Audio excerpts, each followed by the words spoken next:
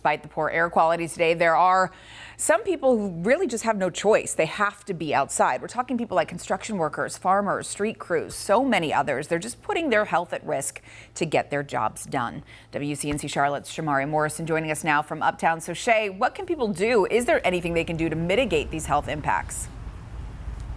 Well, I spoke to some air quality experts and they say what they can do is making sure when they are outside, they're not exerting too much of that workload. That way that their bodies that are trying to respond to these air pollutants don't have to work too hard. I spoke to one of those people who have to be outside for their job, a local beekeeper, and she tells me that she does have a plan to mitigate both the heat and the wildfire smoke.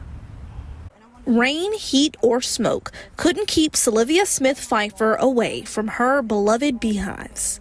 For years, she's loved and tended to multiple beehives in her backyard in West Charlotte. My youngest son, at the time he was 9, he wanted to be a beekeeper, and he asked if he could be a beekeeper, and I said yes. Little did she know she'd be doing it full time a decade later. The last thing we want is anything to happen to our queen. There are days in beekeeping that are under her control, and other days where there's something unexpected, like wildfire smoke from Canada impacting her and her bees. Like anybody or anything living creature, then we rely on air, and the pollutants in the air, then that has been a big impact or factor on the bees themselves. Mecklenburg County's air quality experts say people like Smith Pfeiffer are in a tough spot, needing to be outdoors, but there are ways to be safe. There are people that don't really have the choice in the matter of if they can spend time inside.